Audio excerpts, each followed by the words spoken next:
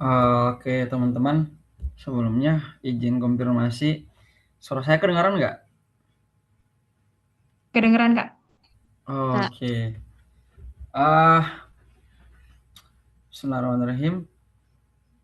Assalamualaikum warahmatullahi wabarakatuh. Waalaikumsalam warahmatullahi wabarakatuh. Ah, Mungkin eh, apa ya? Karena dari saya pribadi itu sepertinya dari tadi pembawaan eh, forumnya agak sedikit tegang ya atau gimana gitu kan.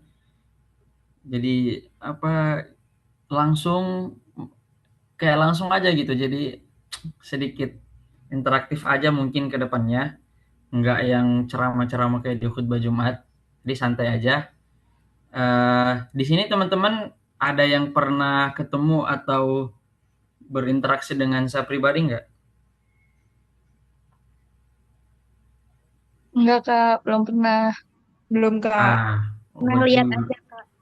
Ah, Pernah lihat paling paling lewat gitu. lewat di mana? Di ini. Usuludin. Kalau kayak gitu, eh, saya rasa berarti di sini teman-teman anak Usuluddin semua atau ada yang dari luar UIN?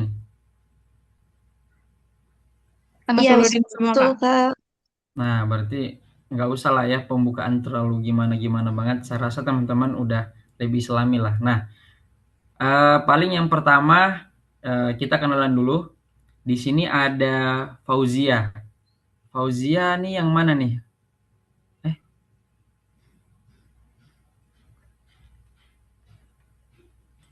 Bisa ini nggak?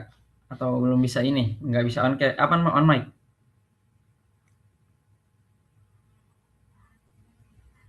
Oh mungkin. Oh iya ini.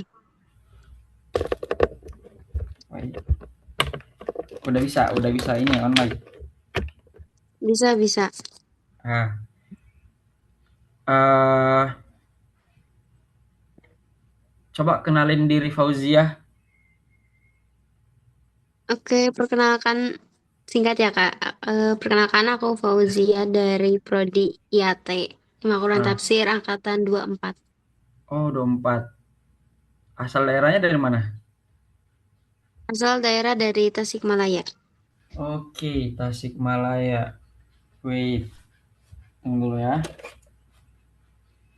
Di sini kita santai aja, bebas aja ya. Maksudnya saya juga nggak suka forum yang terlalu tegang. Jadi entah apapun yang kedepannya bakal ini, anggap aja itu santai aja. Dipanggilnya siapa? Fauzia ya? Iya Kak. Oke, Fauzia. Fauzia IAT ya. IAT semester 6. Catat Semester nih. 4. Oh, semester 4. Semester 4. Fauzia, kalau di kampus ikut apa aja? Untuk organisasi ya paling Mm-mm. intinya LDK, Mm-mm. terus HMPS, Prodi Mm-mm. IAT, dan kami sih Kak. Oh, kamu ikut kami juga. Iya. Oke, itu aja. Oh, Udah sih itu paling kalau ini kayak ikut volunteer oke sampai dari situ. luar. Oke, thank you. Terus terima kasih ya Fauzia. Dipanggil Fauzia ya? Iya, tapi kalau paling singkat Papau sih Kak. Papau. Oh, keren Papau. Mantap mantap Papau. Kalau thank you Papau.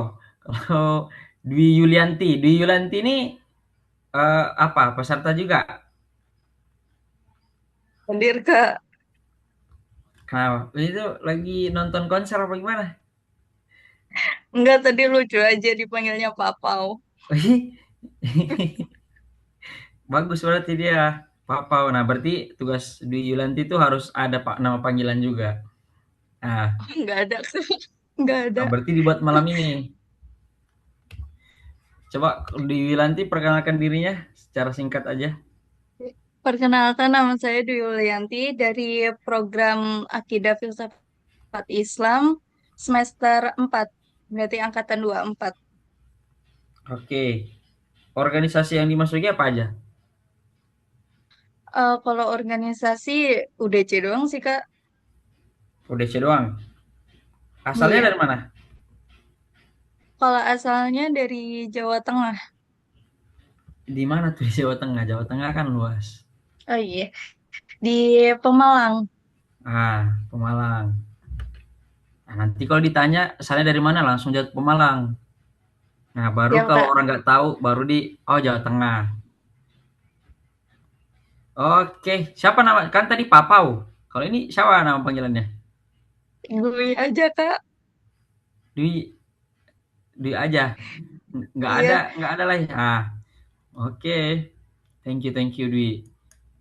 Iya, Adinda Kak. Nur Azizah. Kalau Adinda Nur Azizah yang tadi ini ya, moderator ya. Betul, Kak. Betul, Kak. Ah, times is yours. Perkenalkan, aku Adinda Nur Aziza, dipanggilnya Dinda, dari Hmm, program studi Akidah dan Filsafat Islam Angkatan 24. Asalnya dari Palembang. Palembang. Organisasinya apa yang pernah dimasukin Sejauh ini baru UDC aja sih, Kak. Pernah sejauh ikut ini? UKM, tapi udah enggak. Apa tuh kemarin UKM-nya? Kemarin sempat ikut Forsa, tapi udah enggak. Forsa. Forsa bagian apa? Sepatu roda. Ih, Bagian taekwondo. oh taekwondo. Oh galak, takut. Oke, Palembang. Siapa nama panggilannya? Dinda. Oke, siap Dinda. Ini kamu saya panggil Kanda ke saya ya. Oke, thank you Dinda Dinda. Kanda. Siti Arumsari, Siti Arumsari.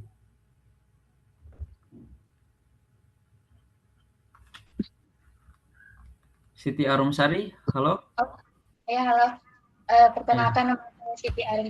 Ini dipanggilnya Arum Hmm. dari Studi Akidah dan Filsafat Islam angkatan Angkatan berapa? 24 Oke. Asalnya dari mana? dari Bogor, Di mana di Bogor? di Lewiliang. Oh, organisasi yang pernah dimasukin? UDC ini dulu sempat ikut UKM juga, tapi udah Apa tuh? capek. Ada yang nelpon. Apa? Ada yang nelpon. Iya, udah ditolak. Udah ditolak. Kalau orang tua angkat aja dulu. Kita lanjut aja dulu, santai. Iya, gak apa-apa. Paling Nggak, adek. oh ade, minta uang. Saya Oke. siang Apa tadi UKM-nya? hikmah. Hikmah. Udah masih lanjut. Udahan kan. Kenapa? Merasa udah ada mendapatkan hikmah kah atau merasa lebih jago ngaji apa gimana? Merasa takut gak bisa ini apa? Gak bisa ngatur waktunya. Oh, oke. Oh, oke teman-teman. Sebelumnya terima kasih. Pertama saya ucapkan kepada Kak Ali Fikri Nurham eh, yang di sini tuh menggunakan background monitoring evaluasi LPDP. Jadi sangat seram teman-temannya karena sudah memonitoring LPDP gitu kan. Di LPDP yang monitoring awardee beasiswa. Ini Kak Alif sudah di atasnya lagi. Sudah monitoring LPDP ya kan. Takut-takut juga sebenarnya kita. Nah, kemudian eh, juga terima kasih kepada teman-teman 4 biji ini yang entah gimana kita bisa bertemu di forum yang sebenarnya ini mungkin tema kita malam ini apa sih sebenarnya?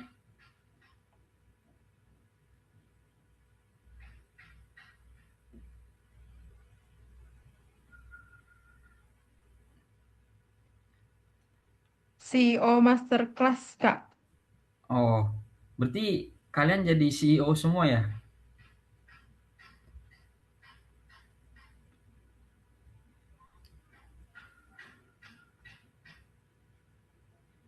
Atau ini harus disebut dulu namanya biar menjawab apa gimana ini?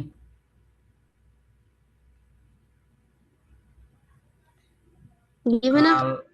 Apa?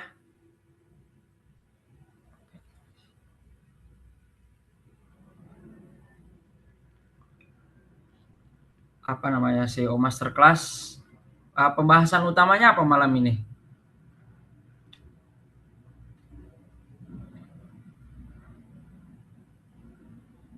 Atau sebelumnya ini deh, sebelumnya mau nanya dulu deh. Pertama Siti Arum. Arum ini pas lagi Zoom, jujur aja ya, lagi double device atau memang ya udah Zoom aja? Atau sambil ngerjain apa gitu? Zoom aja sih. Oke. Kalau Kalau Dinda, laptop Dinda ini lagi Zoom aja atau sambil motong tempe apa gimana sambil masak? Nggak ada juga? Enggak, Kak, lagi Zoom aja. Lagi Zoom aja. Enggak, maksudnya nggak apa-apa, jangan takut. Oh, lagi Zoom aja padahal ini lagi kan, lagi scrolling. Santai aja. Maksudnya biar saya pribadi bisa menyesuaikan kan untuk intensitas interaksinya ke depan. Kalau dari Dwi Yulanti, maksudnya lagi ada ini juga nggak sampingan? Nggak ada, Kak. Nggak ada. Udah makan tapi? Belum. Oh, belum. Itu dia faktornya. Oke. Nanti di handle sama Kalif lah ya soal itu. Kalau Pau-Pau? Suka. Hah? Aman, Zoom aja. Pau-Pau ngomong dulu baru ketawa, Pau-Pau. Jangan ketawa dulu baru ngomong. Ini sambil Oke. chat sih, WA. Oh, chat siapa kalau boleh tahu? Kalau boleh tahu. Enggak, ini sama grup-grup. Oh, grup. Maksudnya berarti teman-teman di sini rata-rata ya betul-betul fokus lah ya. Dalam artian, soalnya saya pribadi lagi-lagi saya tekankan bukan tipe yang kayak memberikan materi secara monolog di awal, karena sebenarnya saya pribadi menganggap teman-teman bukan penerima dan saya bukan pemberi. Kita rekan aja, sama-sama saling belajar, sama-sama saling mencoba memahami. Ya udah diskusi santai aja sebenarnya. Eh, Nah, lanjut ke pertanyaan tadi. Sebenarnya tema kita malam ini apa, teman-teman? Kalau boleh tahu.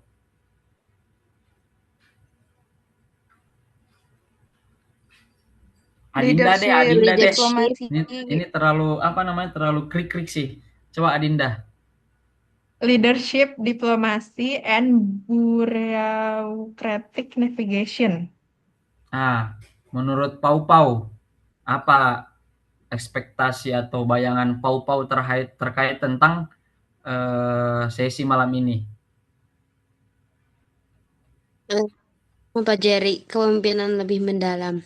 Apalagi dari latar belakang kakaknya sendiri gitu. Sebelumnya kalian udah ada kelas-kelas sebelumnya kan? Master kelas sebelumnya. Itu membahas soal kepemimpinan juga nggak? Beda-beda, Kak. Oh, beda-beda. Berarti Ada pernah tapi beda. Oh, beda-beda. Nah, kira-kira yang membedakan antara malam ini dengan malam-malam sebelumnya apa kira-kira kalau menurut Dwi Yulanti?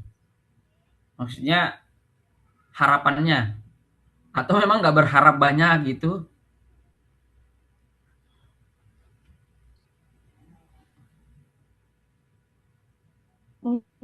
Atau dari Arum deh, Arum.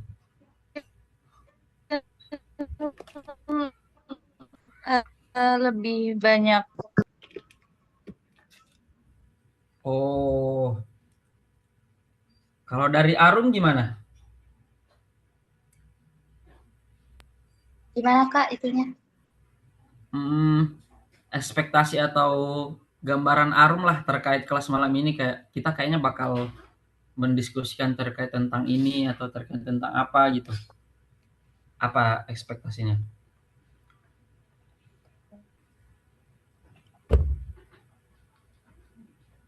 Kita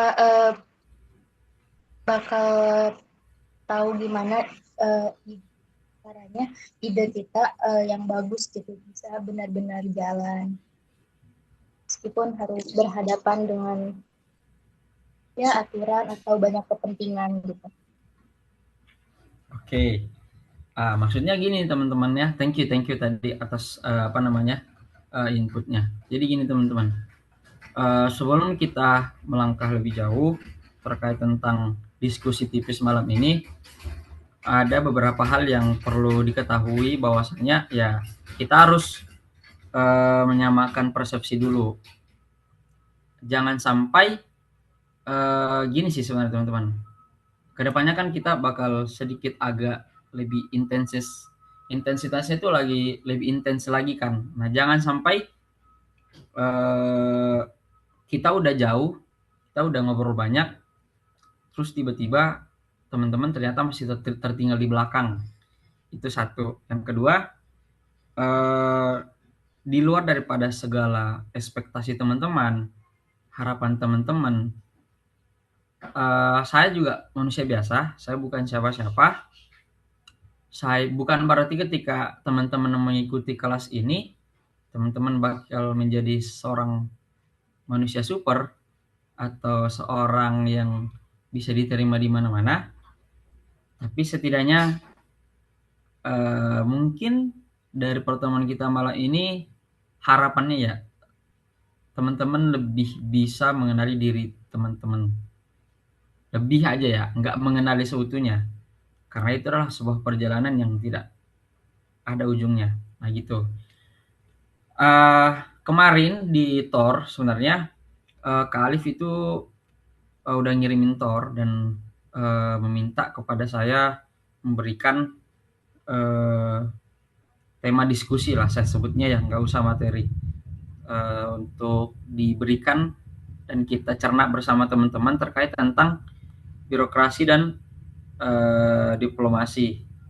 Ya mungkin kalau di sekarang kita sebutnya olah mengolah kali ya di kampus. Nah kalau dari saya pribadi, kalau kayak gini muka saya masih kelihatan nggak? Masih on cam nggak? Masih, Kak. Masih ya. Masih.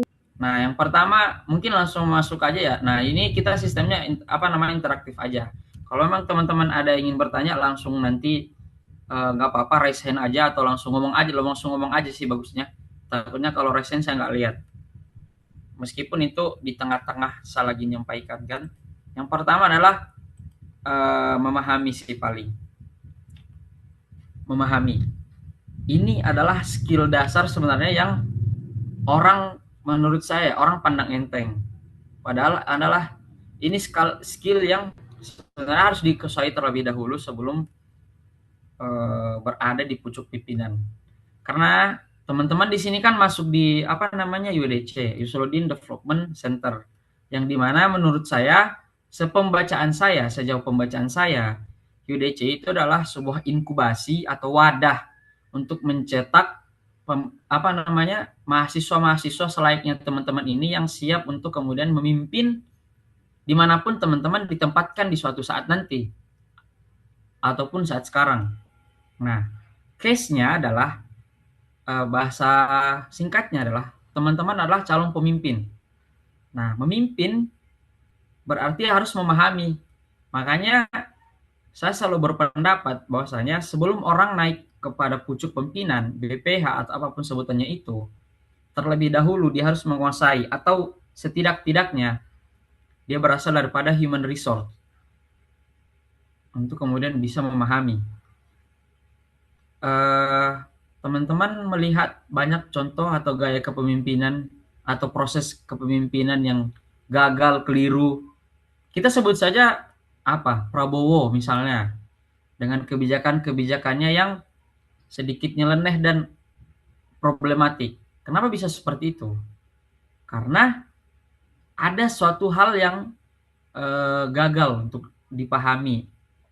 Memahami di sini tuh luas. Contohnya misalnya teman-teman di sini ada yang tahu atau ada yang mengikuti kasus soal URI nggak? Universitas Republik Indonesia. Dwi Lanti tahu kan kasusnya itu? Bukan kasus sih sebenarnya. Rencana pembangunan soal itu. Pau, Adinda, atau mungkin Arum. Aku belum tahu, Kak. Oh, belum tahu? Nah, ini nanti jadi materi kita juga. Kan mungkin, nah teman-teman mungkin di forum-forum lain atau di mana di webinar-webinar lain tuh materi kepemimpinan. Apa itu pemimpin? Apa itu kepemimpinan? Pemimpin adalah seseorang yang mengatur, mengkonsolidasi, mengelola sedemikian atau beberapa orang dalam satu tim dengan tujuan yang sama. Sebelum dikasih materi kepemimpinan, dikasih keorganisasian, itu saya rasa silahkan teman-teman sambil scroll tiduran pun dapat memahami dan mendapatkan materi itu. Tapi soal memahami, nah di sini teman-teman rata-rata AFI kan? Pernah belajar hermeneutika nggak? Teman-teman yang AFI di sini kayak Dwi, Adinda sama Arum, atau pernah dengar namanya ini nggak? Heidegger. Pernah, Kak. Martin Heidegger ya. Nah, betul. Di situ kan dia mengatakan bahwasanya memahami itu sebagai proses eksistensialis manusia.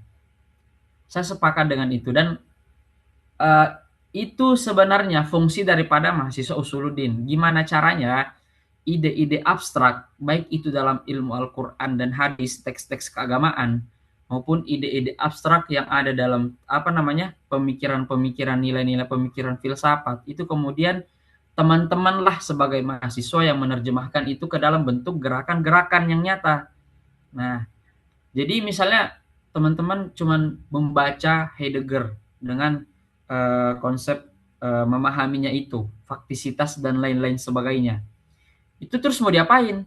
Kalau untuk teori semata itu terus buat apa? Kalau begitu saya sendiri sepakat untuk kemudian membubarkan aja. Maksudnya nggak ada gunanya. Nah, itu tugasnya kita di UDC. Nah, gimana caranya nilai-nilai abstrak tadi, nilai-nilai yang sangat mengawang-awang tadi, yang masih sangat general tadi itu direalisasikan, di package untuk kemudian menjadi gerakan-gerakan mahasiswa atau gerakan-gerakan nyata itu tadi, memahami. Jadi memahami ini harus diimplementasikan dulu. Pahami apa yang terjadi, pahami situasinya, pahami siapa lawan bicara kamu, siapa rekan kerja kamu, itu yang pertama. Nah, soalnya ini yang bakal nanti menjadi turunan daripada materi selanjutnya. Yang kedua adalah di sini teman-teman ada yang pernah menjadi lead, pernah nge-leading sesuatu nggak? Leading project atau event ataupun organisasi? Tadi dari Pau-Pau kayaknya. Pau-Pau kan ada di LDK, di HMPS, di kami. Pau-Pau pernah nge-lead project nggak? Kalau aku sih Kak lebih Hmm. ke anggota sih. Maksudnya paling ngikut aja gimana ketua divisinya gitu. Oke. Kalau Leads Kak. ada, oke, apa tadi lanjutannya? Iya segitu maksudnya. Oke. Kalau dari Dwi gimana? Pernah nge-lead apa gitu? Enggak, Kak. Nggak pernah. Cuma jadi anggota. Oh, oke. Kalau Adinda gimana? Belum pernah juga, Kak. Belum pernah. Kalau Arum? Sama Kak, jadi anggota aja biasanya. Ah, nah sekarang posisinya mungkin teman-teman sebagai anggota. Nah, pernah nggak teman-teman itu ada event, ada kegiatan, ataupun ada project yang seharusnya itu dihadiri, dilakukan, dihandle sama pucuk pimpinan pada saat itu. Entah itu pimpinan event ataupun pimpinan organisasi, tapi yang diutus adalah teman-teman. Siapa di sini yang pernah? Pau pernah nggak?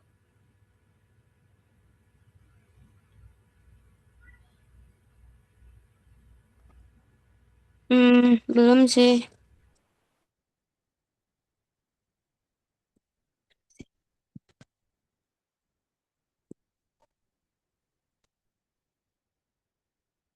Belum pernah Kak.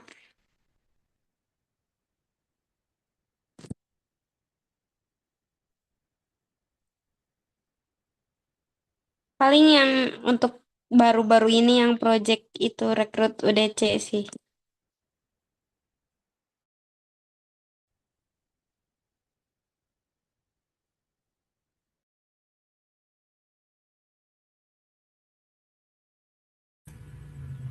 Sorry.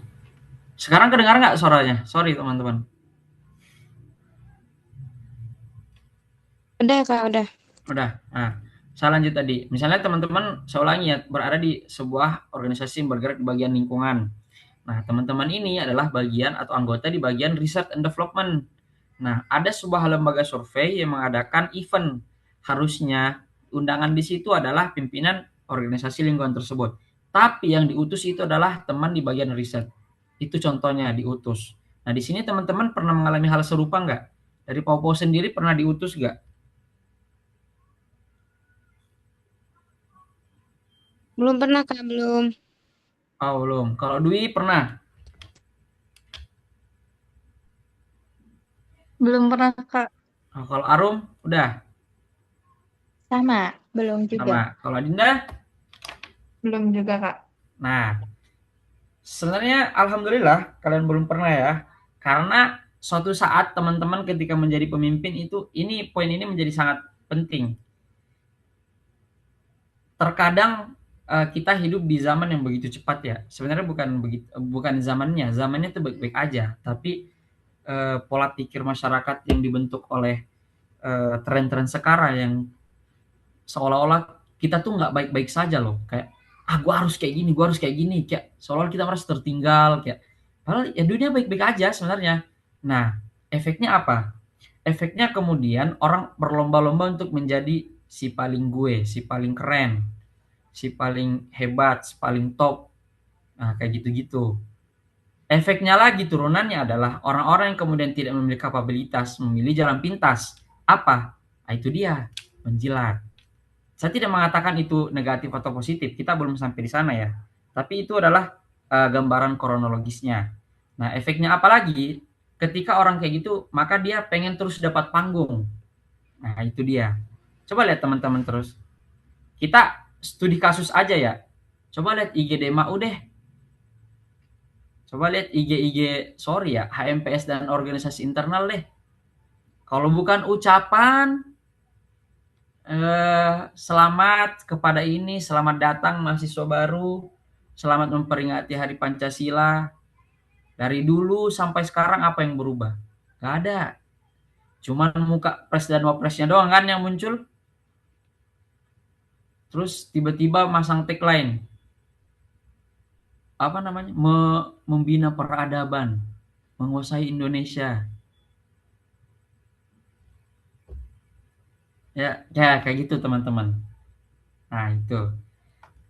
Maksudnya kenapa? Karena itu keegoisan yang tinggi. Kenapa bisa begitu? Itu tadi akarnya memahami. Nah, seketika teman-teman suatu saat berada di posisi itu, maka jangan lupa untuk melakukan delegasi.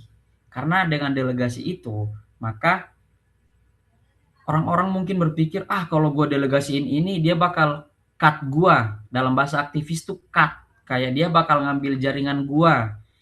Dia yang bakal kontekan sama senior ini, dia yang bakal kontekan sama abang ini, sama kanda ini, sama lembaga itu. Jaringan gue diambil. No. Justru dengan teman-teman bisa memahami situasi pada saat memimpin atau ingin membuat organisasi dengan melakukan delegasi itu, maka itu adalah lebih melegitimasi bahwasanya ini loh pemimpin yang betul-betul pemimpin. Itu pemimpin. Nah, itu yang pertama, itu yang kedua ya. Yang ketiga adalah di sini juga di apa namanya? Tor ada proposal. Pau pernah bikin proposal? Kak. Pernah? Belum. Oh, belum pernah. Atau pernah ini enggak? Pernah dalam kepanitiaan, ini kan Pau nih LDK MPS kami, masa dalam kepanitiaan itu nggak pakai proposal ya? Kalian kaya semua ya? Tiba-tiba Ada, tapi yang BPH-nya aja gitu. oh, BPH-nya aja, maksudnya BPH-nya ini Maksudnya kaya, yang terus tiba-tiba ya bagian itunya. oh, kalau Adinda nggak pernah ini, pernah bikin proposal, apa kayak proposal? Jangan proposal penelitian. Dulu pernah bikin proposal sponsor, tapi Kak, Pernah. pernah. Nah, itu kegiatannya apa kalau boleh tahu? dulu pas di pondok kayak ada panggung gembira gitu, acara-acara santri. Oh, acara santri. Oke. Itu anggarannya berapa kalau masih ingat? Waktu itu 20 juta. 20 juta. Estimasi sebar proposal ke kegiatan berapa lama? Ingat nggak? Hmm, kalau nggak salah sekitar 2 minggu sampai sebulan gitu deh Kak. Tapi nggak Terus dapat uang yang dimau, nggak yang dapat nominalnya. 1.000 pun. Dapat tapi nggak nyampe 20 juta gitu. Berapa dapatnya kira-kira? Cuman 10 juta. 10 juta. Itu pun pimpinan pondok 5 juta, orang tua yang kasihan 5 juta. Enggak, pimpinan pondoknya enggak. 10 juta dari santri-santri gitu deh. Sama sponsor. Oh, jadi 10 jutanya dari santri lagi. Iya, jadi kayak kita ngajuin sponsornya tuh ke wali santri gitu. Terus santrinya kadang dimintain lagi. Jadi kayak setiap orang patungan Wah, 50.000 gitu. itu mah bukan proposal. Itu urun-urunan, iuran namanya itu. Iya, makanya. Nah, berarti ya oke. Kalau apa sorry, kalau dari Dwi, pernah nggak? Pernah Kak, Apa tuh? Coba diceritain. Kegiatan apa? ini kemarin bukan kemarin, baru bikin proposal buat 17-an nanti Kak. Apa? Karang Taruna. Kamu anak Karang Taruna? Iya, Di mana? di sini di Serua. Lah tadi pas ditanya organisasinya katanya UDC doang. Oh, organisasi di kampus udah C doang. Kalau di luar, ya jangan-jangan kan kamu bagian Kalau di daripada luar, itu perkumpulan Polri apa? oh enggak, Oh cuma enggak, ikut ini Karang doang, Taruna. Qatar. Iya. Qatar. Oh, Karang Taruna disingkat Qatar ya. Menarik. Nah, Oh iya. terus Qatar ini Qatar ini udah dapat berapa total dana yang dicantumkan di situ? Kalau yang kemarin dicantumkan anggaran RAB itu sekitar 17 juta sekian. Tapi karena Mm-mm. ini kemarin hari apa ya baru disebar, jadi belum tahu dapatnya berapa. Tapi kira-kira dapat nggak? Kemungkinan sih dapat soalnya Ada dana dari disebar. desa. Oh enggak, Hmm. minta sponsor yang perusahaan di sini. Di sini kebetulan ada sekitar 16 perusahaan, jadi kemungkinan bisa. Oh iya dikasih, karena kalau nggak dikasih uang di demo perusahaannya sama Karang Taruna kan? Nah, oke. Halo, thank you. Kalau Arum gimana Arum? Proposal belum deh, belum pernah. Soalnya nggak nggak pernah megang bagian proposal gitu. Oh nggak pernah. Tapi berarti nggak pernah mikirin soal uang-uang dari mana ya? Iya. Nah,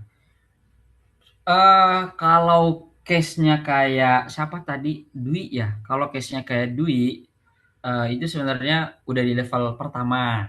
Maksudnya marketnya ada, orangnya ada, ya sisa tinggal memanfaatkan situasi. Ya kalau memang ada perusahaan di sana kan memang setiap perusahaan itu ada namanya CSR kan. Ya dia wajib mengeluarkan itu. Karena untuk kemudian menjaga eh, pergesekan antara masyarakat yang tinggal di situ dengan kepentingannya dia.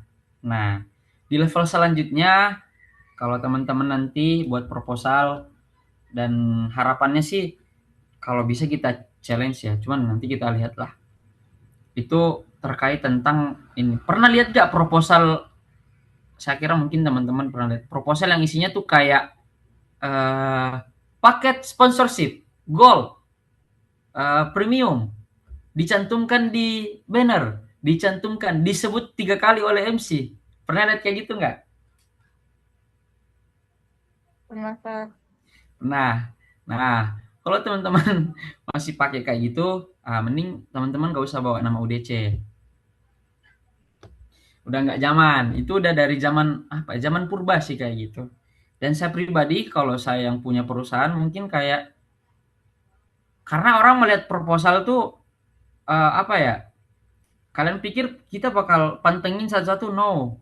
Oh, proposal tuh ini kegiatan apa? Berapa anggarannya? Kayak gini-gini, ya kayaknya yang bakal nyumbang ini. Kita udah tahu sebenarnya kalian bakal dapat berapa. Nah, maksudnya poin yang ingin disampaikan di sini adalah jangan egois. Kembali lagi pada poin memahami. Di mana-mana proposal itu berarti kalian yang butuh. Nah, dengan harapan kalian dikasih. Kenapa bisa orang ngasih ke kita? Karena kita menyediakan kebutuhan orang lain. Kebutuhan kita adalah dana. Kebutuhan mereka adalah apa? Exposure.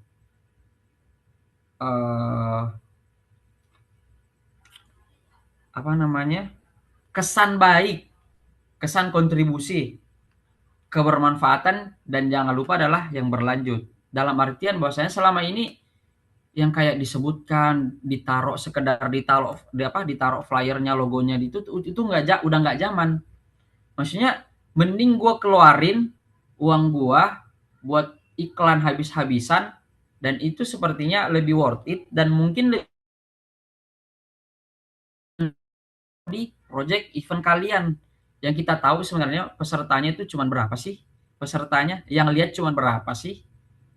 Nah, makanya ketika suatu saat teman-teman itu membuat proposal, maka tawarkan adalah project, tawarkan project yang bersifat sustainability atau kemudian bahwa sistemnya berlanjut. Kemudian tawarkan sesuatu yang lebih terlibat. Yang kedua adalah paparkan siapa saja penerima manfaatnya. Misalnya gini, teman-teman ketika perusahaan itu adalah perusahaan tambang, terus ternyata yang hadir di situ adalah kelompok-kelompok yang anarkis tapi mudah untuk dipengaruhi dengan uang, kita sebut saja ya tanda kutip dengan uang, pasti mereka bakal mau. Karena itu adalah kelompok-kelompok yang berpotensi untuk merusak tambang mereka, mengganggu kestabilan mereka. Tapi di situ adalah celah untuk kemudian membungkam. Nah, kita kan gak ada urusan dengan itu. Kita urusannya yang penting kita dapat sponsorship, acara jalan. Itu persoalan lain. Nah, sampai di sini bisa dipahami nggak teman-teman?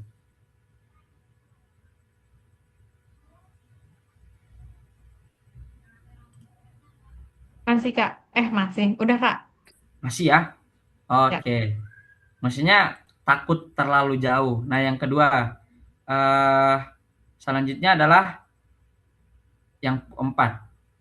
Yang punya akses adalah yang punya informasi. Yang punya informasi adalah yang tahu timing. Sehingga tahu berbuat apa, di waktu kapan, dengan cara apa. Nah, teman-teman di UDC sekarang kan, saya tanya deh ke teman-teman. Coba saya tanya satu-satu lagi ya. Adinda deh.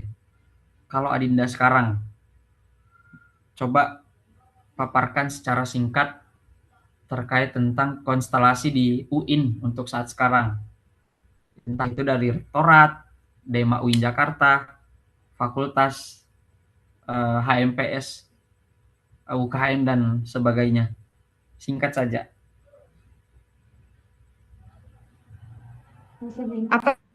Apa tadi Kak? Konstelasi. Ya, konstelasinya. Atau kayak pandangan kamu deh terkait perkembangannya. Misalnya kayak menurut saya pekan depan Dema bakal berkelahi sama saya masih Kak. Contoh aja, santai aja. Gimana? Kalau pandangan aku, ini yang mau berdasarkan fakta atau gimana Kak? Ya kan nggak mungkin kamu kasih ke saya hoax. Oh iya. Pandangan aku mungkin kalau dari HMPS bakal sulit berkembang ke depannya Kak, menurut aku.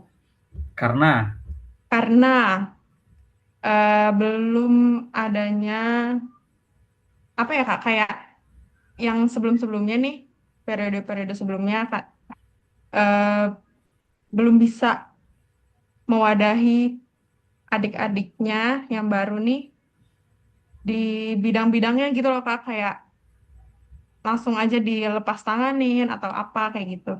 Jadi setiap tahunnya tuh merasa kalau misalnya angkatan aku merasa kalau tahun ini nih kayak dilepas banget sama yang sebelumnya, jadi kita dibebanin lagi, jadi kita kayak mulai semuanya dari nol lagi kayak gitu. Jadinya susah berkembangnya Kak kalau misalnya setiap angkatan baru tuh ngerasa mulai dari nol lagi kayak gitu. Oke, di HMPS. Di DMAF, SEMAF?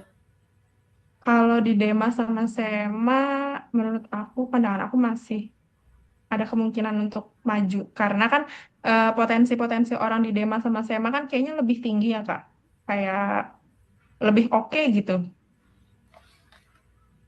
Oke. DMAU? Dema U sama, Kak. Kayaknya berpotensi berkembang. Yakin? Insya Allah. Oke. Kalau di kampus secara keseluruhan, Kalau keseluruhan masih banyak yang harus ini sih Kak, kayaknya masih harus banyak yang dibenahi. Tapi sejauh ini aman-aman aja sih. insya Allah aman-aman aja. Oke, thank you, thank you. Kalau dari Dwi,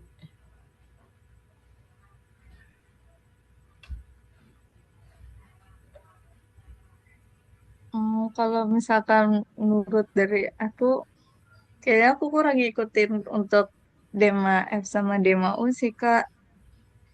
Tapi pengalaman kemarin setelah pemilihan itu lebih ke ini sih, mereka bukan pakai cara yang asli lah ya ibaratkan, tapi karena partainya itu yang haruskan mereka naik lah. Maksudnya kayak ada kecurangan. Jadi udah ada taktiknya dari mereka. Nah itu yang mungkin bakalan terus-menerus berkelanjutan sih. Dan itu kurang efektif aja. Gitu sih, Kak. oh, oke. Kalau dari Arum, thank you. Kalau dari aku, mungkin kalau dari HMPS-nya, kemarin-kemarin tuh ngerasa kayak masih ada gitu, kayak misal mau diajak kerjasama, tapi masih tertutup gitu. Padahal kan kita masih selingkungan lah gitu kan. Jadi sedangkan kalau yang lain, HMPS yang lain bisa lah gitu diajak. Tapi dari salah satu HMPS ada gitu. Nah, itu tuh kayak gimana ya kesannya jadinya. Kurang bisa diajak kerjasama. Jadi kayak gitu membuat kesan yang kurang nyaman gitu. Nah, terus kalau dari Dema atau Sema, ya sejauh ini ngedengarnya sih ya bagus-bagus aja gitu perkembangannya gitu. Karena kurang banyak tahu juga sih tentang Dema atau Sema itu. Terus kalau di UIN ini kayaknya masih banyak sih kayak pihak-pihak yang apa ya, kadang di organisasi itu cuman masih ikut-ikutan aja tanpa menegaskan kembali komitmennya gitu. Nah itu dari personal-personal tuh biasanya. datangnya. Jadi kayak keorganisasinya juga tidak efektif lah gitu kalau dari masih ada personal yang belum bisa komitmen dengan serius gitu. Mungkin itu aja. Oke. Terakhir dari Pau. Gimana Pau? Oke, kalau dari aku ya mungkin HMPS sendiri sih di IAT lumayan sportif dalam bareng-bareng ya kerjasama, maksudnya dalam banyak orang gitu. Tapi kalau secara individu tuh masih kayak lebih ke ya fokus masing-masing gitu. Kurang apa ya? Kurang hadir gitu kan. Kalau di masing-masing aku nggak terlalu tahu secara mendalamnya, tapi ada temen yang ikut ya, mereka lumayan lebih aktif gitu, lebih lebih apa ya, dari segi program-programnya juga mantep-mantep. Dan eh, jujur kayak dari segi yang paling kecil ya MPS itu aja tuh belum terlalu mengajak gitu ke mahasiswa yang lain yang selain anak organisasi gitu. Dan secara keseluruhan tuh kayak ngelihatnya ya mungkin aku sendiri sih mungkin kayak nyempung juga ya. Nah, banyak orang tuh kayak ya udah jalannya aja itu lebih ke ngikuti alur sih. Nah, masih ada lagi? Udah segitu Kak. Ya segitu. Nah, pertama mungkin tadi dari Arum ya. Dari siapa tadi pertama? Dari Adinda. Adinda pertama ya. Mengatakan bahwasanya ya keluhan-keluhan terkait tentang HMPS. Kalaupun Dema F sama Dema U mungkin ada chance untuk berkembang ya. Itu nggak sih tadi kalau nggak salah. Nah, karena orangnya. Nah, ini yang perlu saya diskusikan kepada teman-teman. Jadi gini teman-teman. Terkadang kita muji lembaganya nih, karena orang di dalamnya itu pada saat periodenya itu mengindikasikan atau memberikan gambaran bahwasanya ya kita bisa maju lah, atau kita ada sedikit perbedaan atau perkembangan lah dibandingkan dengan sebelumnya. Tapi ketahuilah teman-teman bahwasanya sebenarnya seorang pemimpin, seorang aktivis yang benar-benar sukses, yang benar-benar berhasil adalah sebenarnya yang bisa kemudian membuat SOP atau membuat panduan, acuan, sistem, sehingga siapapun yang akan menduduki jabatan itu ke depannya, keberhasilan-keberhasilan, kejayaan-kejayaan, dan segala kekurangan itu bisa ditambal, itu bisa bertahan. Itu adalah bentuk keberhasilan sesungguhnya. Banyak yang kemudian sampai orang tua ya, dia menceritakan, saya pribadi kemarin sedikit cerita, itu baru dari salah satu kegiatan juga. Itu yang isi itu ada salah satu kepala RT di Jakarta, saya tidak usah sebut namanya. Sampai diundang ke Cina, sampai diundang ke Singapura, menceritakan keberhasilannya. Oke, kita akui keberhasilannya. Tapi pertanyaannya adalah, kamu menjabat RT itu enggak selamanya. Nah, pertanyaannya, ketika kamu selesai dan bukan lagi kamu yang menjabat sebagai RT, apakah segala pencapaian kamu, infrastruktur, pembangunan, sistem yang kamu buat itu bakal bertahan, bakal tetap top lah, terbaik lah, berjalan lah minimal deh, ketika bukan kamu yang di situ. Nah, itu teman-teman. Kemudian yang kedua tuh dari Dwi. Kalau Dwi tadi Dema F dan Dema itu nggak tahu ya. Nah, sekaligus nanti mungkin sama kayak Arum tadi. Jadi kayaknya Dema F dan Dema U itu baik-baik saja. Jadi gini teman-teman. Ketika Dema F dan Dema U itu tidak eksis, tidak ada kabar. Maksudnya karena teman-teman nggak tahu, itu bukan salah teman-teman. itu menunjukkan bahwasanya berarti DMAU dan DMAF itu tidak baik-baik saja. Karena DMAF dan DMAU itu harus hadir, harus memperlihatkan diri, harus jor-joran, harus ada fungsinya, harus ada eksistensialisnya di dalam keberadaan mahasiswa. Emang kita di UIN Jakarta dan Indonesia itu sudah baik-baik saja. Berapa banyak kasus yang kemudian DMAU itu nggak turun. Saya pribadi ketika KKN di Mekah, bayangkan orang yang ngaji kitab suci, apa ngomongnya ke saya? Kok anak UIN Jakarta udah nggak pernah turun lah, nggak pernah turun aksi lagi. Kaget kan?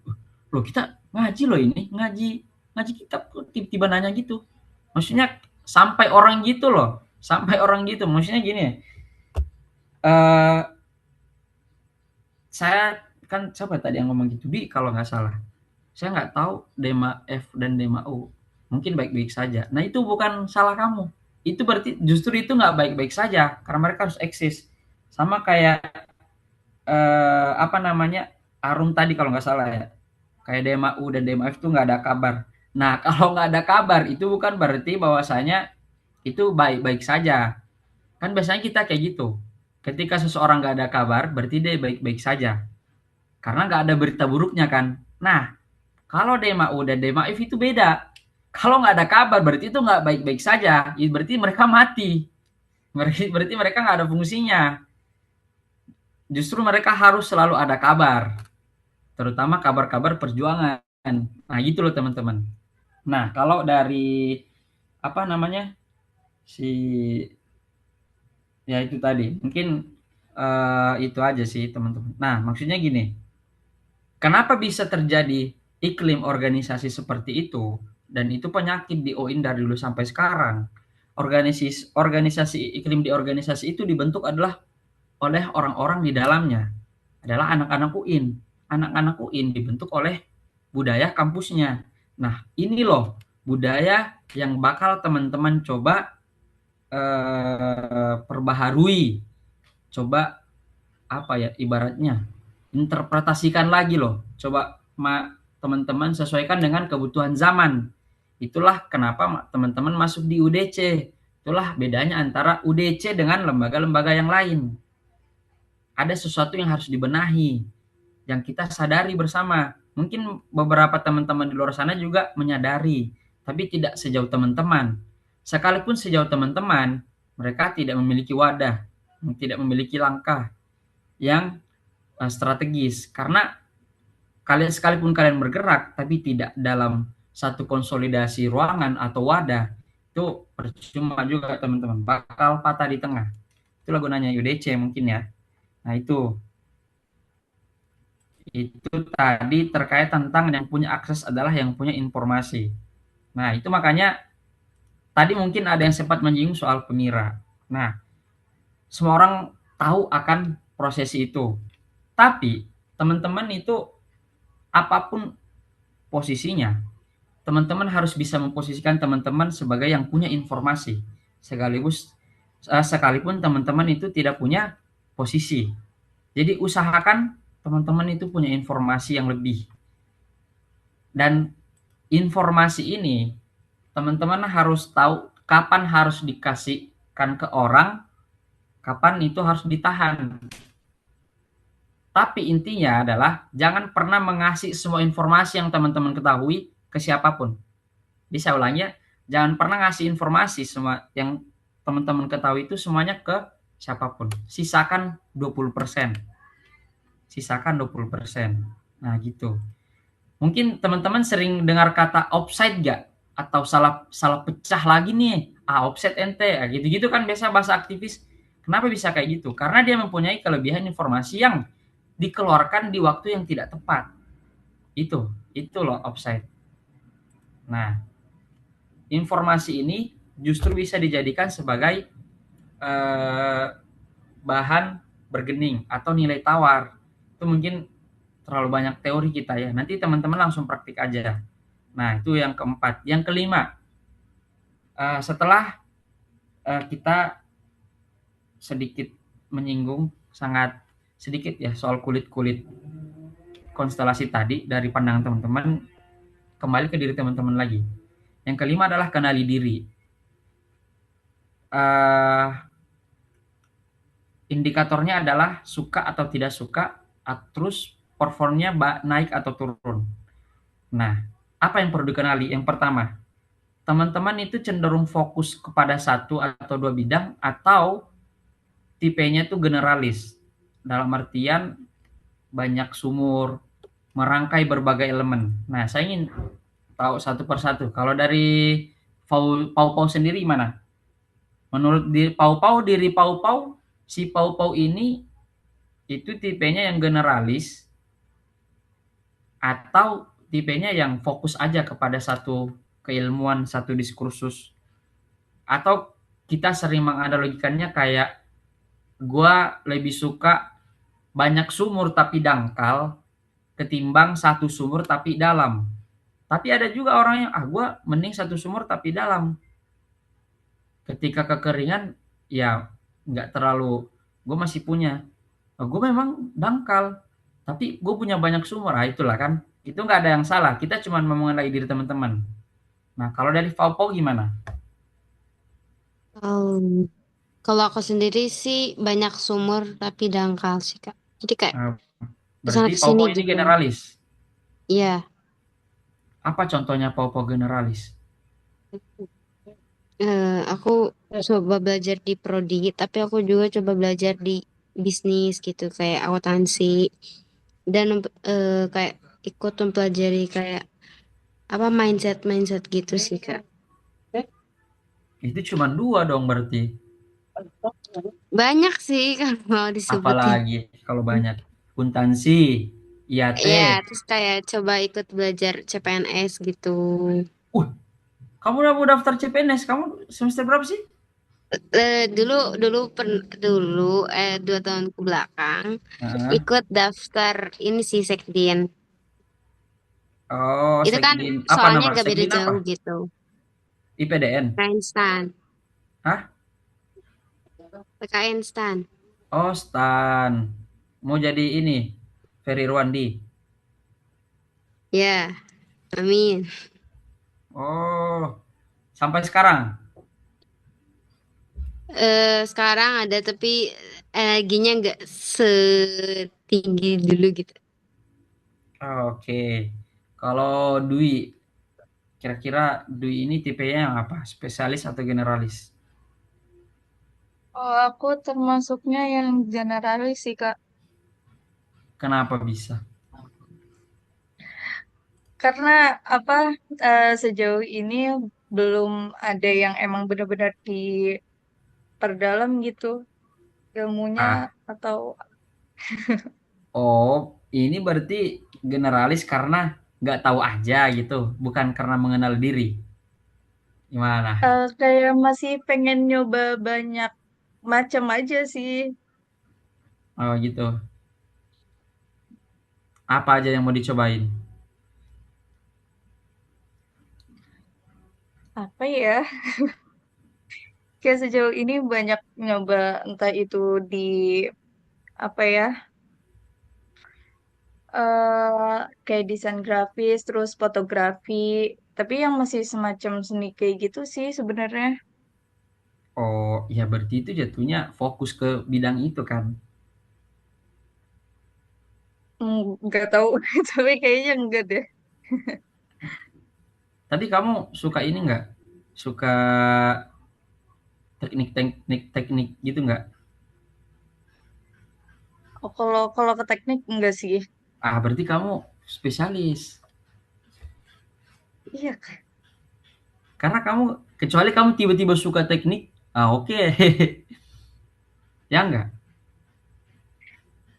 Selain Hmm, fotografer dan desain apa lagi? iya, bingung Ah, juga sih sebenarnya. bingung. Sepertinya kamu Iya. spesialis deh. Kalau masih satu dua bidang itu belum generalis sih. Kalau dari Adinda, Ah, thank you Dwi, thank you.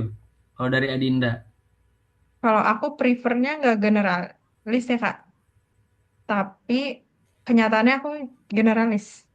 nah makanya tadi kenapa aku bilang indikatornya itu ada dua, suka dan tidak suka. Yang kedua adalah performa kalian naik atau turun. Ini kalian yang tahu. Nah, kenapa kamu mengatakan kamu nggak generalis? Karena aku lagi masa-masanya meraba banyak hal yang aku pengen tahu gitu. Tapi sebenarnya aku pengennya menggeluti satu bidang aja. Apa yang mau digeluti? Lebih ke kayak apa ya Kak? Media sih sebenarnya, desain grafis kayak gitu-gitu, editing. Editing. Kenapa mau geluti itu? Karena minatnya itu dan ada wadahnya itu. Banyak nemu kesempatannya di situ juga. Oh, berarti kamu sering jadi tim media. Ya, Kalau suatu saat kamu jadi sekretaris, nah itu aku juga mau. tapi bisa. Makanya sambil belajar itu Kak, yang aku yang generalis tuh di situ. Makanya aku belajar kayak admin, finance, belajar kimia buat coba Uh, cari tahu tentang teknik kayak gitu-gitu, kamu belajar kimia juga. bahasa Kamu mau meracik bom. gitu. Tapi seriusan kamu benar-benar belajar kimia. Iya, Buat kayak apa? dikit-dikit soalnya dulu pengennya tuh masuknya teknik sebenarnya. Oh, kamu masih ini denial. Iya, Berarti kayaknya kamu generalisnya karena aku salah jurusan juga kayaknya. berarti kamu masih belum terima diri kamu di ini di UIN, Di AVI sih lebih tepatnya. di AVI. Oh, kamu merasa salah jurusan. Harusnya kamu Mm-mm. masuk di. Pengennya dulu tuh teknik, kalau nggak psikologi gitu. Oh, berarti ini nanti ya panjang lah curhat kamu dengan Kak Alif lah ya soal ini ya. Oke, kalau siapa? Si Arum. Thank you Adinda. Kalau Arum gimana Arum? Kayaknya spesialis sih. Soalnya nyoba generalis kayak ini kayak kurang cocok mulu gitu. Kenapa bisa? Karena kalau udah banyak yang dipikirin atau gimana ya, kayak gak bisa gak bisa over ini gitu. Malah jadi ini jadi pusing sendiri gitu. Makanya fokus Oh, sama satu aja gitu. Misalkan masuk UDC, udah UDC aja gitu. Kayak nyoba tambah di bidang lain gitu. Kayak gak cocok gitu, susah cocoknya kadang. memangnya UDC nggak generalis? Kalau maksudnya di UDC ya generalis juga, cuman fokus di bidang apa karir kan gitu. Oh, UDC fokus di karir. Emang UDC kerja sama-sama Kementerian Ketenagakerjaan? Enggak, maksudnya ini juga di UDC nyoba gitu kan. Aku Nyoba. hmm, Ya gimana namanya ya? aja kan Yusuluddin. Usuluddin aja udah nggak jelas. Maksudnya abstrak banget. Yang tahu cuma anak UIN. Development. Apa yang mau di development? Center lagi kan?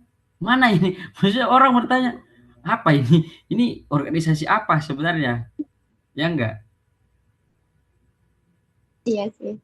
Nah, jadi ini teman, oh thank you ya semua Arum dan sebagainya. Gini, eh sebenarnya tidak penting-penting amat dan gak harus kalian jawab kalian generalis atau spesialis dan sebenarnya nggak harus kalian nggak harus tetapkan dan memang wajar untuk di umuran kita ini itu untuk mencoba berbagai macam hal itu memang umur-umurnya. Maksud saya untuk kemudian menanyakan itu adalah jangan sampai teman-teman lebih memahami situasi di luar diri teman-teman, situasi organisasi yang kalian ikuti, situasi lainnya kebangsaan, ketimbang teman-teman mengenal diri teman-teman sendiri.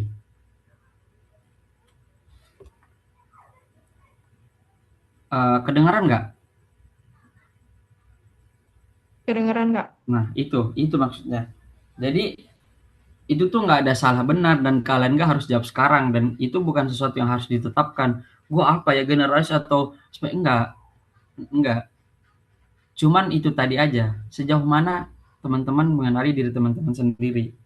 Terkadang kita suka, tapi ternyata secara performa nggak naik. Terkadang kita nggak suka, tapi ketika kita ditempatkan di situ, ternyata bisa performanya baik. Nah, kan sering kayak gitu. Nah, itu kenapa bisa terjadi kayak gitu? Karena kita kurang memahami diri kita sendiri. Nah, itu. Nah, untuk selanjutnya adalah yang keenam. Sebagai pencari informasi, maka merasa paling miskin. Ego diturunkan. Nah, itu dia. Di sini posisinya teman-teman bakal menjadi pengurus UDC mungkin. Intinya teman-teman bakal menjadi pemimpin. Seminominal pemimpin bagi diri sendiri dan suatu saat adalah keluarga.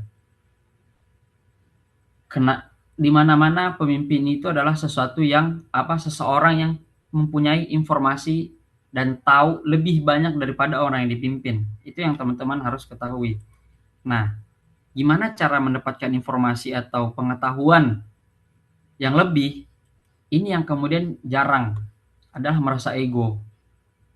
Pernah nggak di sini teman-teman ngobrol dalam satu ini, terus dibahas, ada suatu pembahasan, terus melihat ada temannya kalian yang kayak menyampaikan info, tapi teman-teman merasa kayak gue lebih tahu karena gue lebih dekat dengan dia, gue lebih tahu karena itu organisasi gue, tahu apa lu. Nah, itu harusnya dihindarkan yang kayak gitu ya. Jadi misalnya kayak gini, teman-teman tadi ada yang tinggal di Tasikmalaya kan, harusnya kan teman-teman lebih tahu Tasikmalaya dibandingkan dengan teman-teman yang tinggal di Papua. Contoh.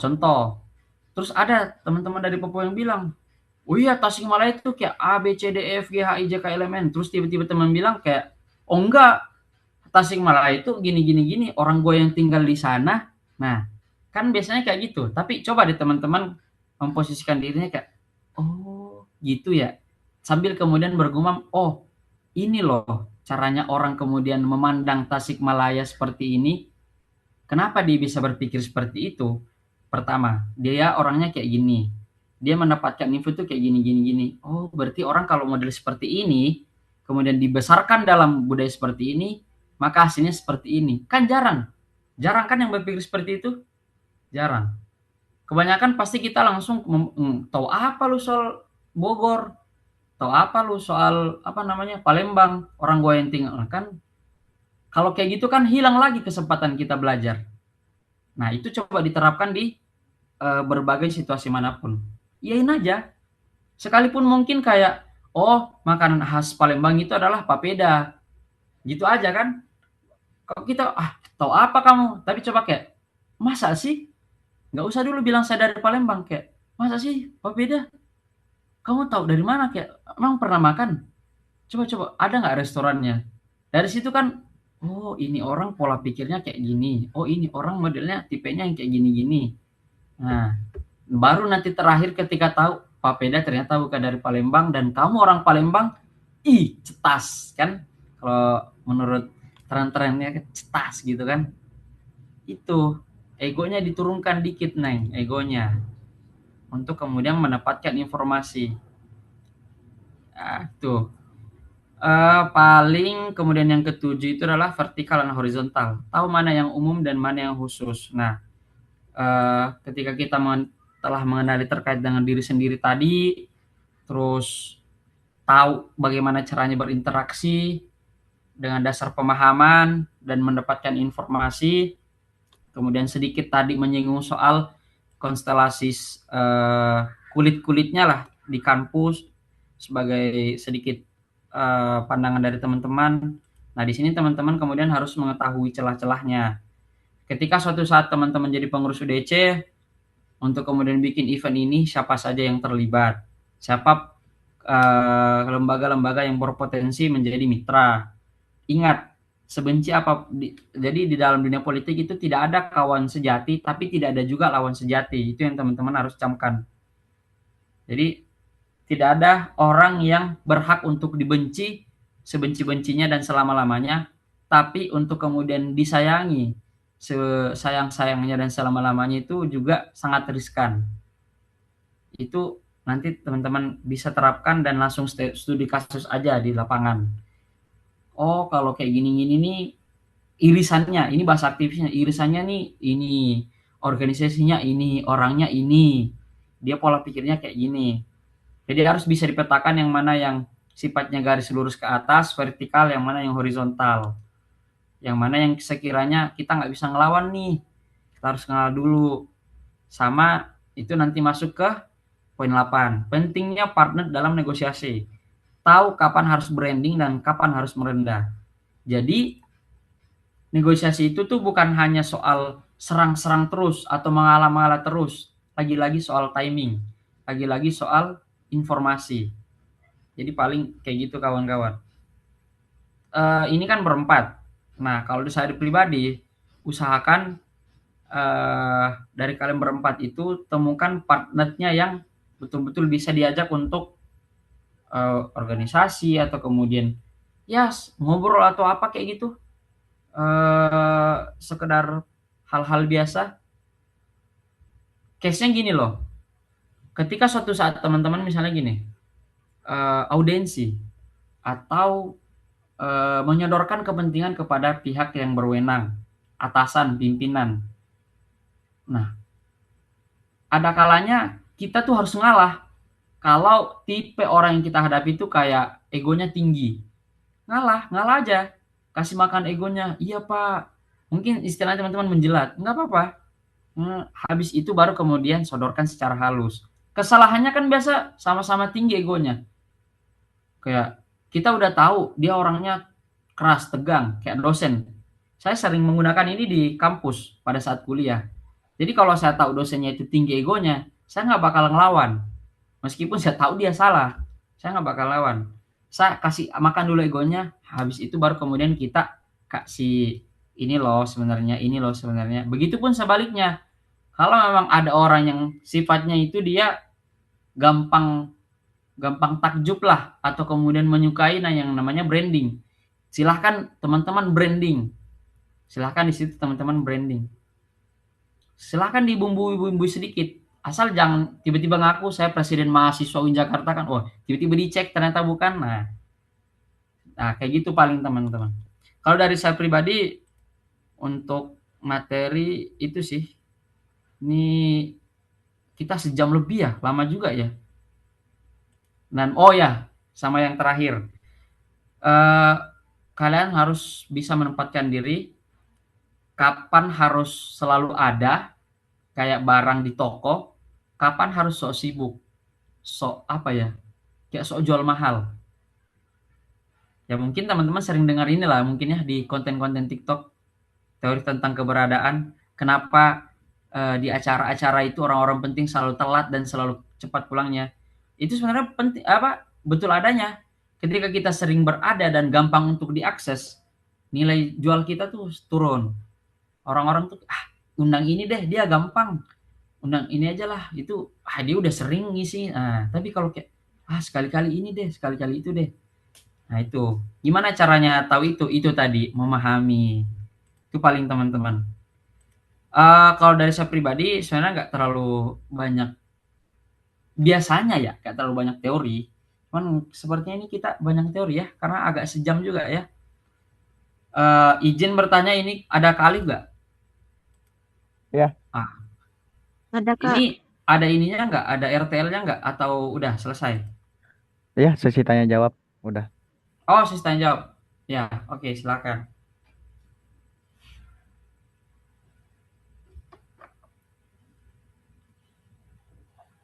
Nanti silakan dipandu sama kakak moderator bagi yang teman-teman bertanya. Ya, yang mau bertanya silakan, mesti kita interaktif aja. Agak kelamaan juga ternyata ya, sorry guys.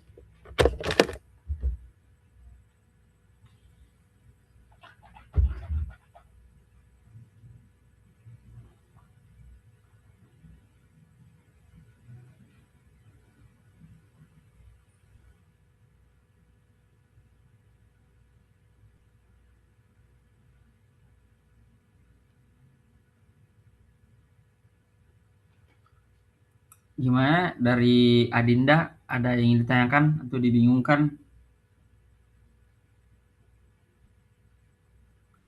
Atau dari Dwi, atau dari Arum, atau dari Pau Pau?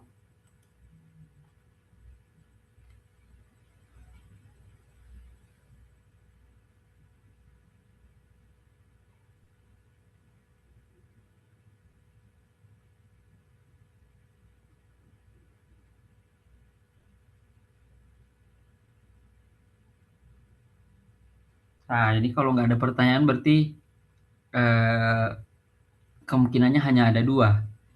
Pertama tidak menarik, yang kedua tidak paham. Nah, ini antara yang mana nih dua nih? Karena kalau orang paham justru bakal ada interaksi lagi. Kalau menarik begitupun sebaliknya. Saya sama kayak asmara aja. Nah, kalau nggak ada pertanyaan berarti dua, antara nggak paham atau nggak menarik. Tapi nggak apa-apa sih. Izin bertanya. Apa? Izin bertanya. Nggak usah izin. Kita Oh bukan iya, komandan kok, santai. Langsung aja. aku mau nanya gini. Jadi menurut kakak, kenapa masih banyak mahasiswa yang punya potensi besar tapi nggak berkembang gitu? Oke. Udah. Ya udah. Oke. Mungkin kita langsung jawab aja dulu kali ya. Gimana Ibu Moderator?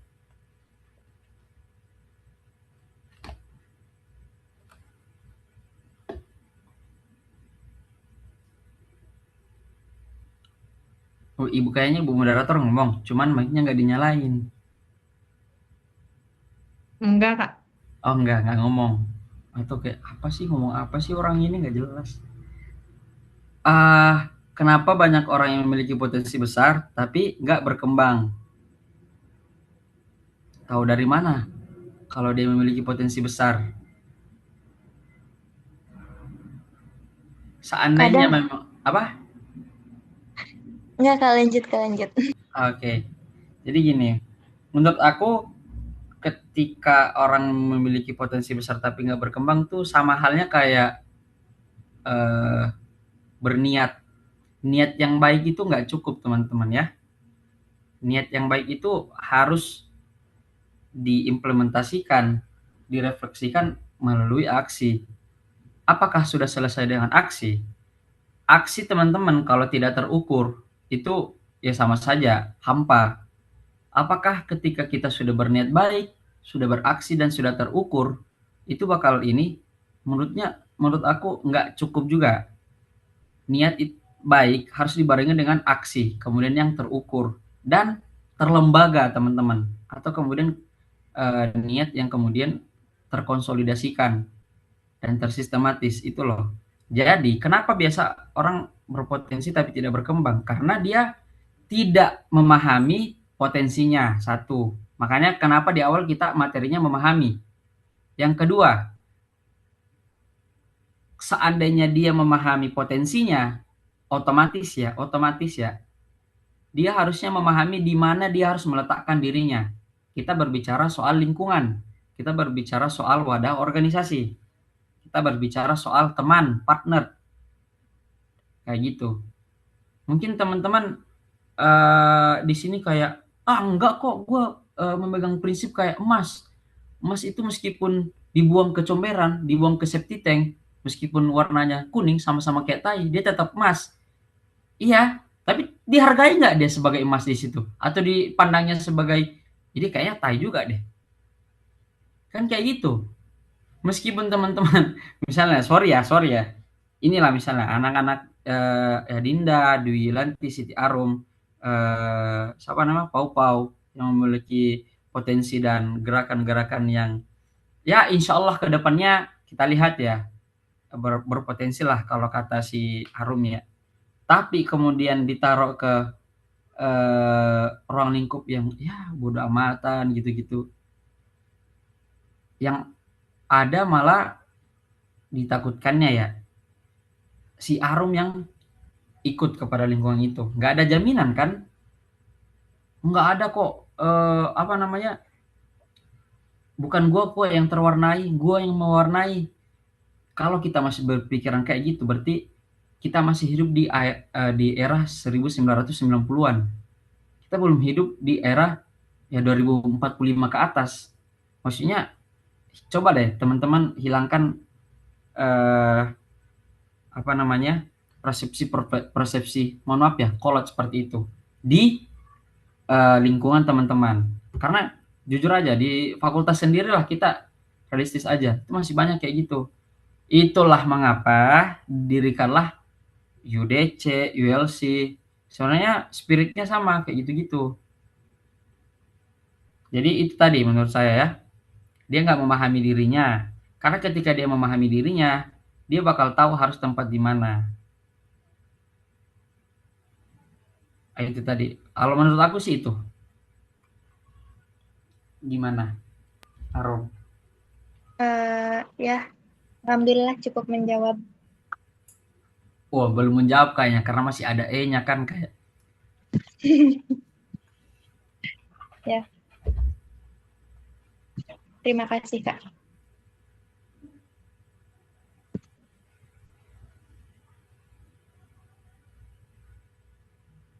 Soalnya gini loh teman-teman.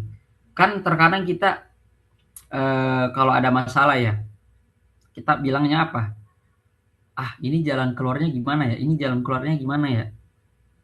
Nah, kita selalu menanyakan soal jalan keluar. Kenapa kita tidak pernah membicarakan jalan masuk, jalan ke dalam? Dalam artian, terkadang sebenarnya masalah itu ada karena kita tidak mengetahui diri.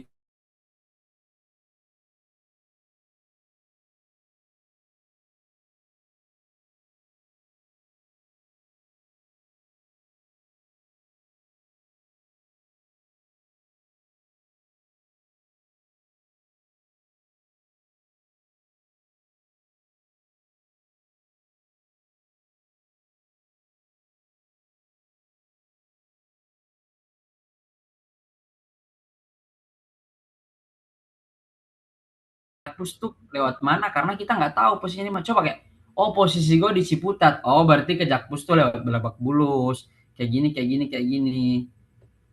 Sama kayak Google Maps tuh nggak bisa ngasih kalian rute ke Jakpus kalau kita nggak tahu startnya dari mana.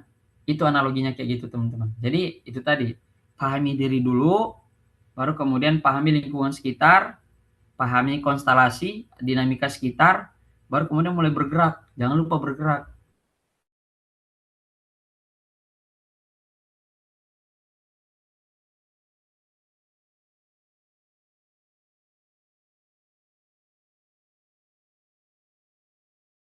Satu yang gampang didapatkan gitu loh, yang kayak di setiap, mohon maaf ya, kalau kita analogikan sebagai komoditas di warung-warung Madura, itu hampir di setiap warung Madura ada. Karena itu tadi, jaga eksklusivitas. Tapi jangan asal jaga eksklusivitas, maksudnya bangun dulu kualitas, meskipun itu belum nyampe banget kan, atau kemudian bangun keunikan, bangun ciri khas dalam diri kalian, kemudian bangun eksklusivitas itu. Paham nggak maksudnya? Misalnya gini, teman-teman kemudian menguasai skill apa misalnya, fotografer, coding gitu-gitu kan. Nah, pasti ini kita realistis aja ya. Ini yang paling dicari di dalam event ini yang paling dicari. Dalam kepanitiaan ini yang paling dicari kan. Dalam organisasi ini nih yang paling dicari untuk kemudian dieksploitasi. Mohon maaf kalau bahasanya kasar. Nah, karena kemudian permintaannya tinggi, demand-nya tinggi, maka teman-teman harus memposisikan di situ. Kapan misalnya harus fast respon balas chat, kapan ya udah slow respon aja atau kemudian nggak dibalas. Kapan misalnya ketika diundang itu teman-teman datang, kapan ketika teman-teman menghadiri acara itu telat aja, nggak apa-apa telat, datang di akhir atau kemudian sekali nggak datang. Dan itu yang tahu adalah diri teman-teman. Ya patokannya itu tadi.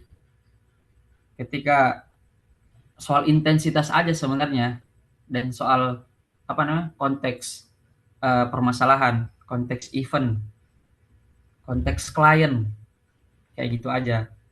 Maksudnya jangan kayak apa ya istilah ininya, kayak misalnya gini, dia undang aja di sini, dia undang aja di sini, udah undang di sini, undang di sini.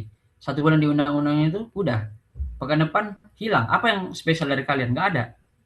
Semua orang, semua fakultas udah tahu materi yang bakal disampaikan si Arham apa sih. Oh, materi yang bakal disampaikan si Arham di Usrudin tuh ya kurang lebih mungkin berbeda di dakwah, mungkin berbeda lagi di tarbiyah, tapi pasti nggak mungkin jauh berbeda, pasti sedikit, kalau ada bedanya sedikit nanti bakal disampaikan di syariah. Sering nggak orang dia lagi kayak gitu-gitu kan. Nah jadi coba kapan harus hadir. Nah ketika bisa hadir, ketika kualitas kalian merasa pembacaan orang terhadap kalian itu masih di 3, tapi kalian sudah berada di angka 7. Sehingga kalian ketika dipanggil, kalian up lagi sampai ke 5, orang membacanya kalian 5, padahal kita udah di 10. Paham nggak maksudnya? Jadi atur aja ritmenya. Jadi ritmenya diatur. Ketika pengetahuan orang baru di 3, kita sudah di 7. Nah, sehingga ketika kita dipanggil, kita kasih sampai 5. Terus, hebat ini. Ini keren. Insight baru. Udah sampai di 5. Padahal sebenarnya kita udah sampai di 7. Sama kayak gini. Nah, ini sebenarnya yang saya bagikan untuk teman-teman diskusikan, itu anggaplah ya baru berapa persen. Nah, kalau teman-teman merasa ingin lebih lagi, kita di kesempatan selanjutnya lagi. Karena ini sebenarnya masih materi dasar. Kita belum berbicara soal kebijakan publik kan. Kita belum berbicara soal gimana sih bisa tembus ke event-event nasional maupun internasional. Nah, itu dia. Paling kayak gitu. Oke, terima kasih Kak.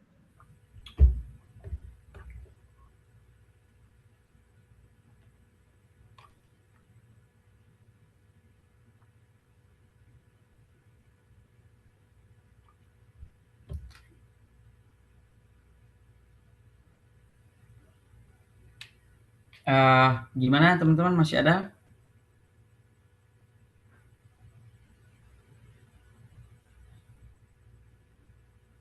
Kalau udah nggak ada, mungkin saya serahkan lagi ke moderator. Soalnya ya inilah, masih ada agenda lagi. Kak, Thank you. mau dong. Mau jualan?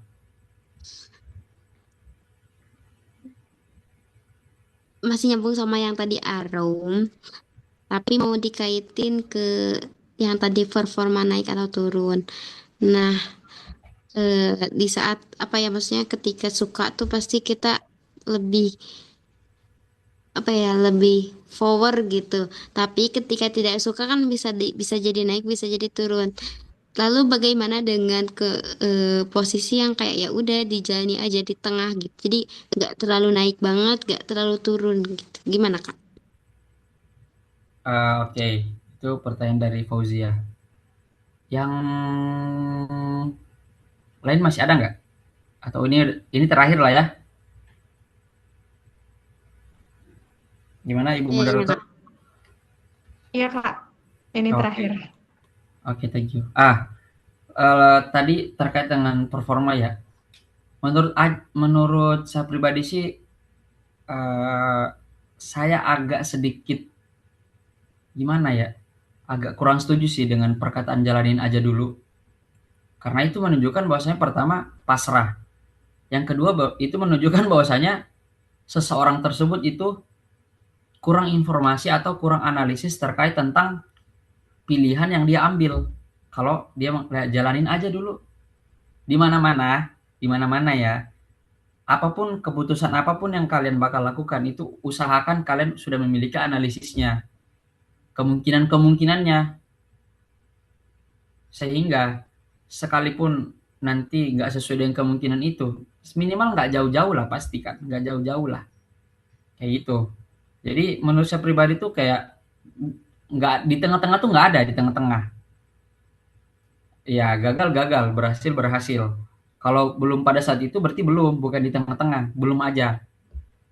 Nah kalau dibilang jalanin aja dulu ya kayak ya berarti pasrah. Maksudnya ya berarti kalian nggak analisis resiko, kemudian potensi dan segala macamnya.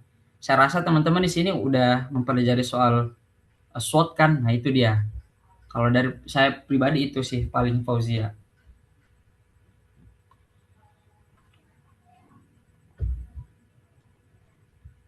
Oke, makasih banyak Kak.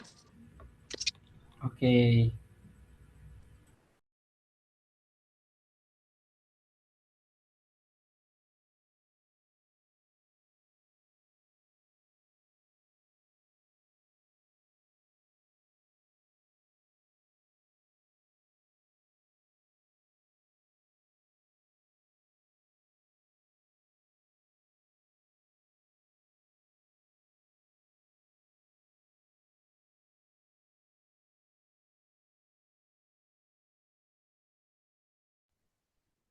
Izin Kak, karena sudah tidak ada pertanyaan lagi,